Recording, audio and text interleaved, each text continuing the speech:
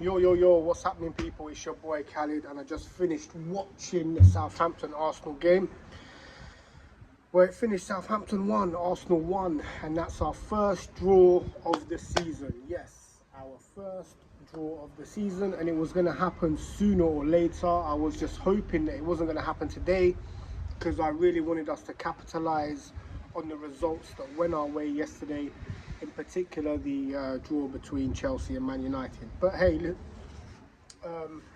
you know, the way we started the game, I didn't think we were going to draw. I thought it was going to be a very comfortable win. I thought we could have scored more when we were dominating in the early parts of the game. Hassel-Hootle, you know, he saw that they needed an extra player in the middle, and he made that change. And yeah, I think it was a bit more even then. And you know, we rode out the storm. Southampton had quite a bit of the ball coming up to the end of the first half, and you know, a lot of the second half they put us under pressure. We defended well, we defended resolutely, but you know, a little mistake with Thomas Partey letting his runner go, and you know, Southampton equalising.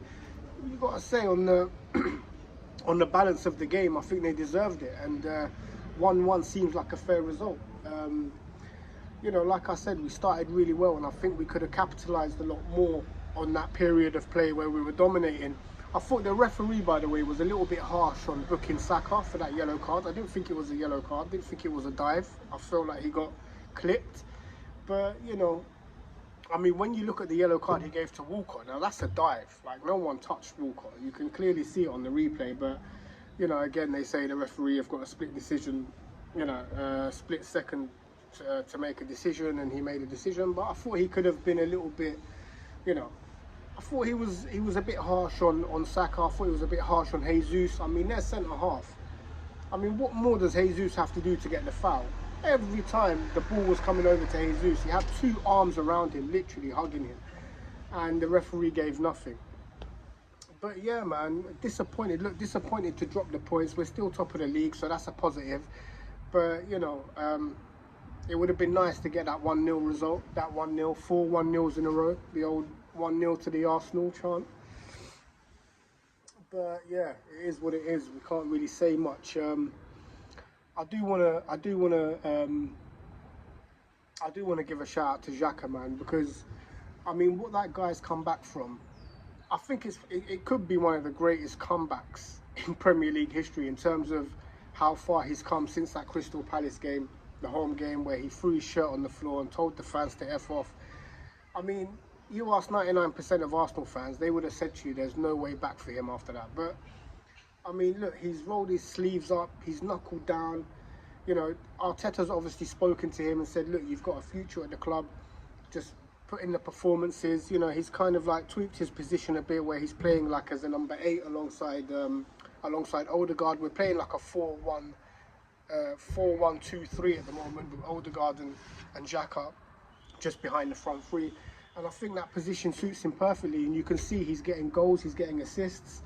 I think, what's that, his 3rd or 4th goal of the season in the Premier League, which is really good. I think 3 maybe. He's got 3 in the league, I think a couple in the Europa League. But, you know, I just want to give a shout out to him, because the guy suffered, he went through a lot. You know, the fans, you know, it was really toxic at one point within regards to the energy that was directed at him, and now we're beginning to see the player that, you know, Arsene Wenger signed. I think we signed him for, what, 30 million? It looks like a bargain now, right? But yeah, man, shout out to Xhaka. And look, we go again on Thursday in the Europa League. Hopefully he can rest some players for that, because I did feel like we were tired coming near to the end of the game, and you could see the energy levels just dropped. So I'm hoping he can rest a few, because, you know, all we've got to do is beat Zurich at home, which I think we will, to finish top of the group, and I think we can do that. So I'm hoping he can rest them during the week, and then we're fresh again. I believe, if I'm not mistaken, is it Chelsea next? I need to look at the fixture list, but I think it's Chelsea.